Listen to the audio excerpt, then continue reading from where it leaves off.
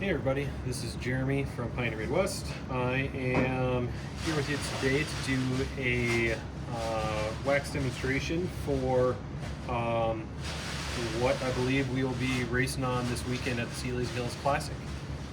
So yeah, I wanted to kind of go over the recommendation of the waxes, but also show you how to apply them and get your skis race ready.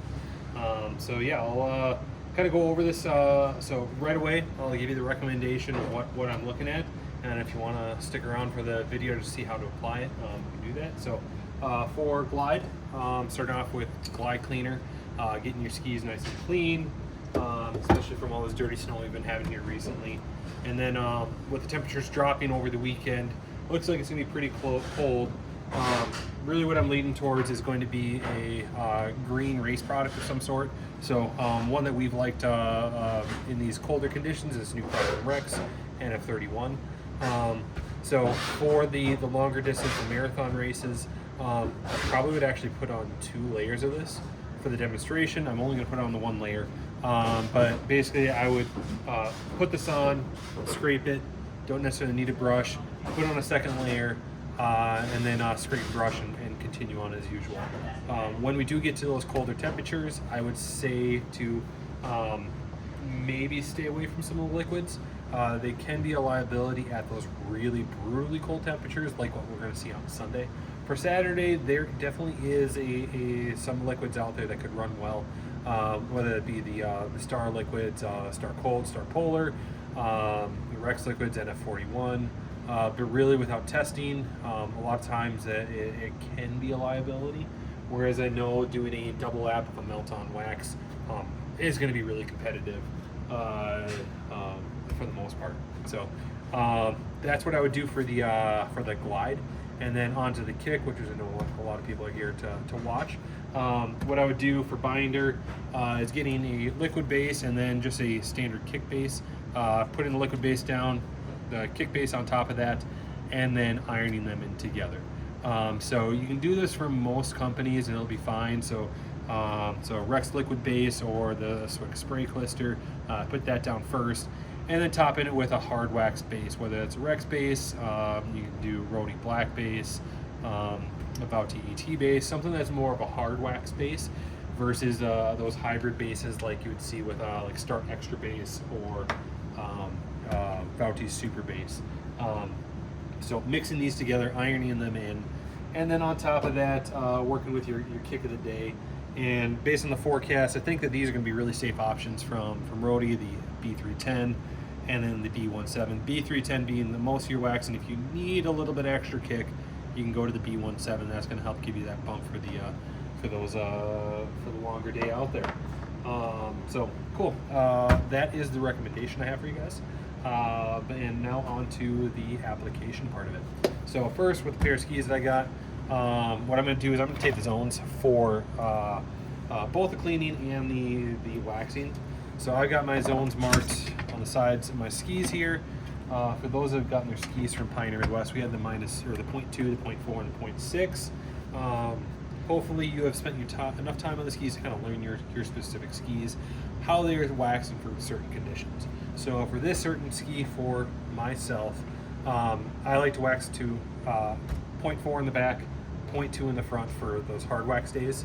So right away I'm going to put some tape down to show the zones that I want to work with on the .2, .4. Get that tape down and then start off with that Glide Cleaner. So with the Glide Cleaner, and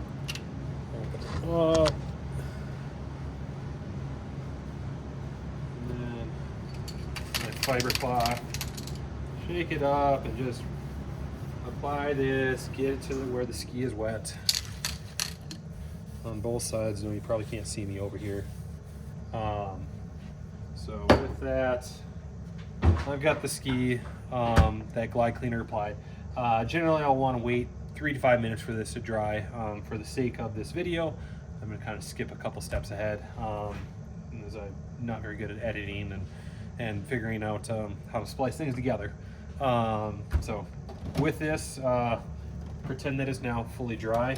I will take my cleaning brush, so I've got a brush back here, it says cleaner only. Trying to get a brush that's specific for glide cleaner. Brushing one direction if you're using a metal brush like I am here. The reason why I use a cleaning specific brush versus just one in my paraffin brushes is going to be when I'm cleaning, I generally have dirty skis and I'm trying to get that dirt out of. And this brush here, because I've used it with just cleaner, this is a dirty brush. So I don't want to be using this with my nice race waxes or anything like that. So I'm going to have specific brushes for my race waxes. So that's my cleaning brush. So with that being done, I'm now going to move on to the application of the glide wax. So if your skis need some extra love, need some extra wax, I put in a layer or two of a traditional just melt-on wax. Generally pick out your blue of any type. So whether that's Rex, Vic, Start, Gauti, pick your poison. Toco, I guess it'd be red. They like to use different colors there. But just a medium temperature wax, just to get some extra wax in your skis, never hurts. But from this, I know that I've had these skis relatively well taken care of over the last couple weeks here. I've not been doing too much classic skiing, a bit more skate skiing myself. So they've got plenty of wax in it, so I can go straight to the race wax. So with this green, I like to use a hot iron temperature, so I got 150 on here, which I believe is the recommended for this wax. And I will use the crayon method, so I crayon it onto the iron and then quickly touch it to the ski base.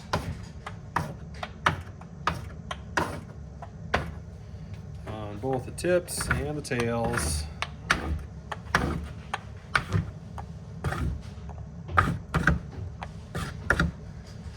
That. And then going to iron both sides of the ski, tips and tails.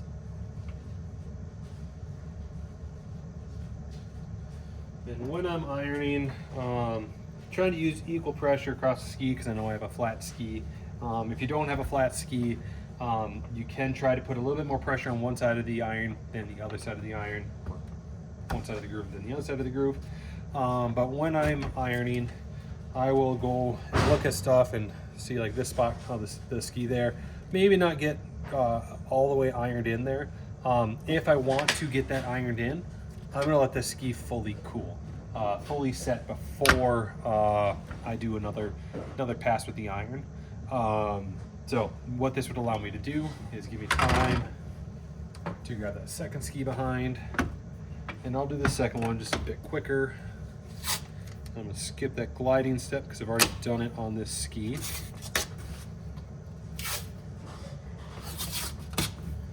And just go straight to the wax. So again, just crayoning this onto the ski. If at any point you have any questions about what I'm doing here, you can leave a question in the comments. If this is on Instagram, Facebook, YouTube, wherever, we'll eventually see it and I'll eventually make an answer. I can't promise that I'm going to respond right away, but I will do my best, knowing that the race is this upcoming weekend here. So again, front and back of the ski.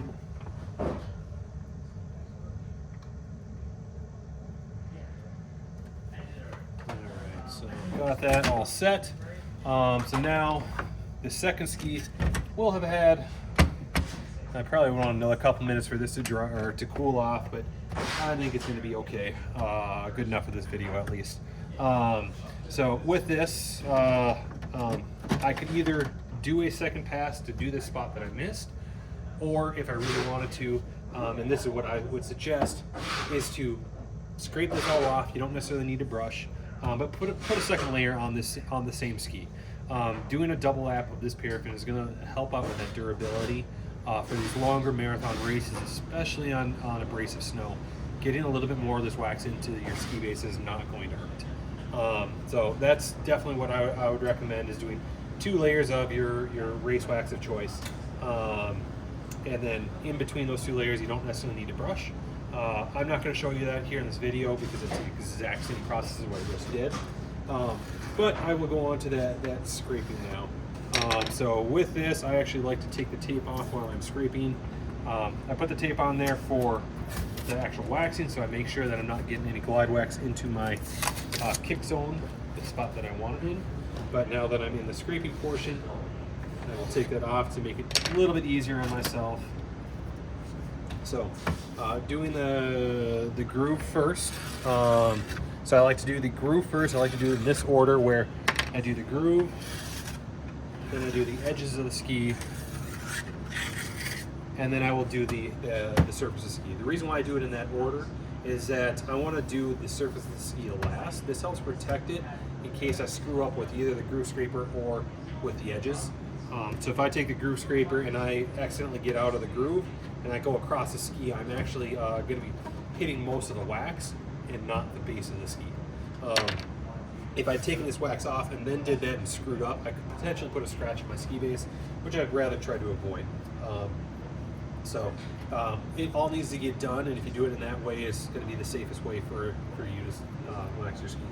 So then with the scraper, try to keep it nice and even pressure on this. Again, I got a fairly flat pair of skis here, so it's fairly easy for me to get a good scrape job on this. And I'll do front and back of the ski here. I'll show you in this video the two different ways that I brush skis out. So when I'm working with blues and greens, what I will do is, because they're harder waxes, harder to scrape off, I generally, if I'm working with a hand brush, I'm going to go to a horsehair first. So a horsehair brush, I can just scrub this off, and it's going to get off a majority of that wax that I missed, but it doesn't do a good job of cleaning out the structure. What I want to do is try and get the majority of this wax off first, and then I will take a steel brush here. I don't have my nice gold brush on this side. I don't know where it's at. So I've got a nice gold brush somewhere else, but either way, I'm going to take a steel brush, and with this, do that one direction. Unidirection, tip to tail, both front and the back, and this is going to help get rid of all the remainder of the wax. And because it's a steel brush, it's going to have finer bristles, which will help to clean up the structure of the ski a bit better. And then the last brush I'm going to use is a nylon brush, and this is going to help polish the base. So the most important thing that you can do when you are glide waxing your skis for this weekend, the Seeley Hills Classic, but this is also information you can use for any race, including skate races. The best thing that you can do is doing a good job of scraping and brushing. If you scrape and brush the correct wax poorly versus scrape and brush the incorrect wax well, 9 times out of 10, that incorrect wax is going to be faster than the correct wax if you did the application correct with the scraping and brushing. That's where I see the biggest gains for people can be made when I see skis come to the shop, is that there's still so much wax left in the base. If they were to take all that wax off, their skis would vastly improve in performance. So this ski is now ready to be kick waxed. So what I'm going to do, I'm going to mark the zones now the opposite way where I can see just the kick zones, and that same 0.4 in the back, 0.2 in the front, like I mentioned before, and then I'll move on to that other ski and get that one all set. So again, I'm going to breeze through this, and I'll show you the way that I would do this at the shop. I don't really use hand brushes all that much when I'm back here. I'll still scrape and brush the same way, or scrape at least the same way. And with this, I don't care as much if I did a good job or a bad job on the scraping, because roto brushes are awesome. So with roto brushes, I got in here steel and a nylon combo. So what this allows me to do is take off a lot of wax, clean up the structure very, very quickly with little effort.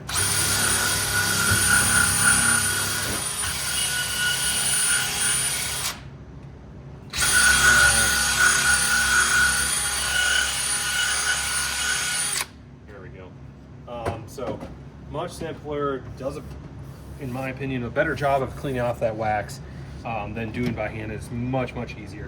For whatever reason, I still like to do hit it with a hand nylon after. I don't know, it's me being paranoid or whatever, but I like the way that it looks like and the way that it feels to at least scrub with a hand nylon after the fact. It makes the bases look a little shinier, and shinier is probably faster, but we'll see.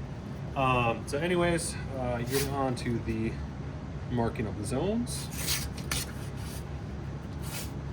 So 0.2 in front, 0.4 in back, pushing these down. And so now I have not done sandpaper my zones in a while, so I'm going to redo that right now. But what I'll use is 100 grit sandpaper, and then I will just go light back and forth on this, knowing that I've done this before. I don't need it to go too aggressive, and so doing it back and forth there's no reason to do the cross hatching or making some pattern on the bottom of the ski.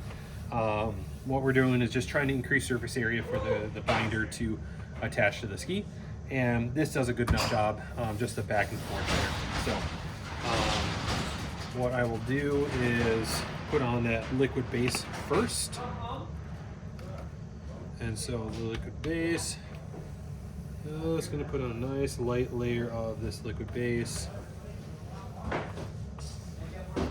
Perfect, that's good enough.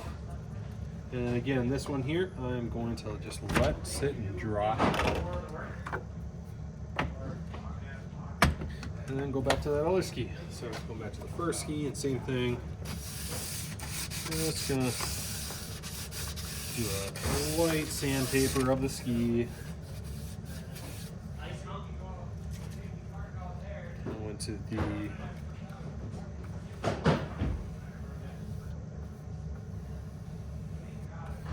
liquid. There we go. And then, again, this needs to dry. So, ideally, it's going to sit for 3 to 5 minutes. Again, I'm just going to be a little lazy and speed this process up, knowing that I unfortunately will not be skiing on these skis. I will be, this weekend, I'll be waxing it. The Super Tour, not the Super Tour, the J&Q races at Battle Creek on Saturday and Sunday. So I'll need to clean these skis off after this and get them ready for testing for my purposes there.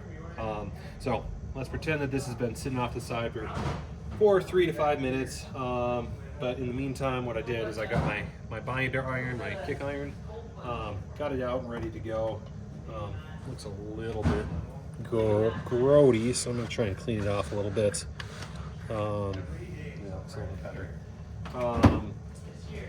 And so with this, I will now take my hard wax binder. I like the Rex binder. It's pretty easy to apply. Not super durable, but it's really fast. But when you mix it and you iron it into that liquid base, you're going to help increase the durability, and then also the speed. So you're increasing the durability of the base wax and increasing the speed of the liquid binder. So it's kind of a win-win for these conditions that we have here. But just going to cork this in like you would a standard hard wax. Put on a nice thin layer of this wax, and then taking that iron,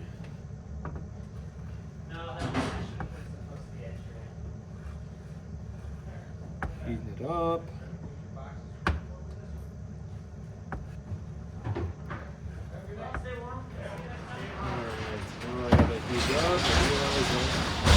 Piece I'm missing is my kick cork, so I'll take my cork and I'll smooth this out. So this is now going to be a nice, very fast, durable binder that I have on my skis. So going to do the same thing to the other ski here. So taking that other ski and going to put on the liquid binder, not the liquid binder that's already on there, the base wax. So melting this in together.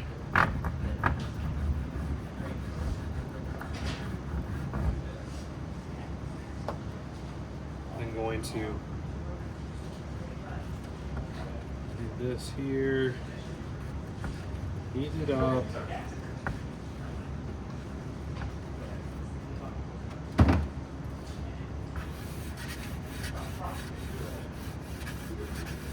Corking it in. And this should be all good to go now for that binder. So we're gonna move on to back to the original ski. So with this, one thing that you can do to help speed this process up is actually throwing the ski outside to cool off. I don't really want to leave the frame and move out of the picture here. So again, let's just pretend that this ski is now cooled off and ready to go. So with this, looks like it's the first time I've been using this this one here. So I'm going to take my putty knife,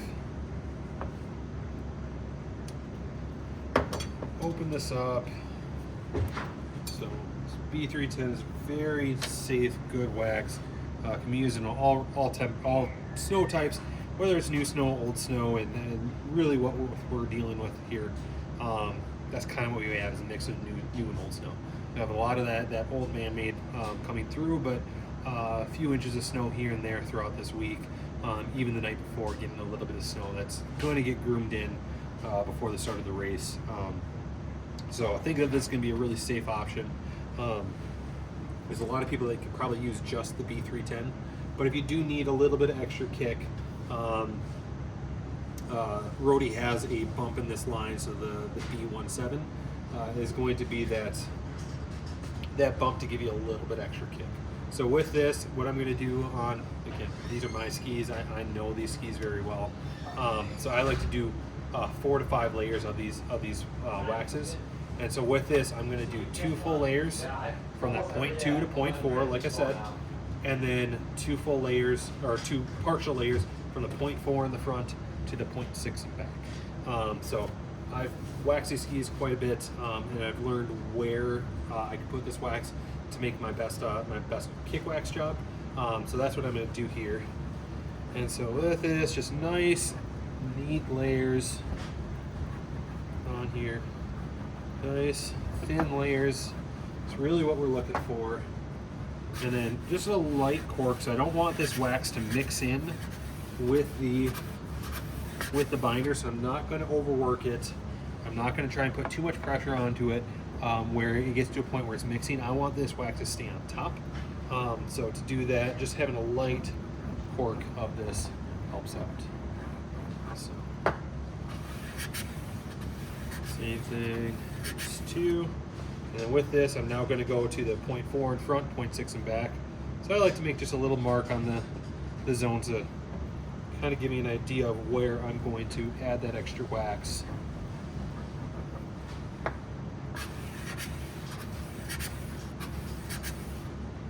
And then same thing, 0.4, 0.6.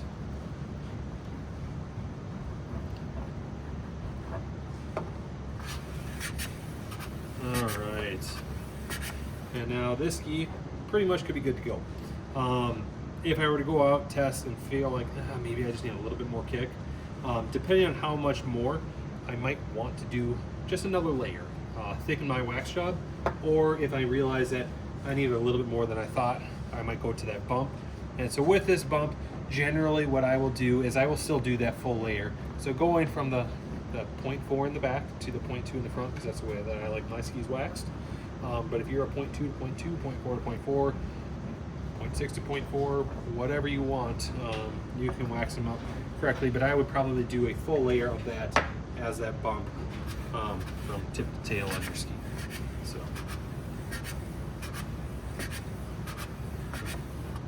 and then last thing that I'll do, take off the tape, and I'll do one little cork where I'm pushing the little ridge that I have into the zone, and then pulling the ridge I have on the back into the zone to prevent that little ridge that you get from the tape from slowing the skis down. I like to push them in just a little bit there. So this ski now race wax ready to go. So I'm not going to deal with that other ski there again because I'm not going to race on it. So good luck everybody with your race this weekend. If you have questions about this wax recommendation, this demonstration, you can comment on the video below. Otherwise, yeah, good luck out there.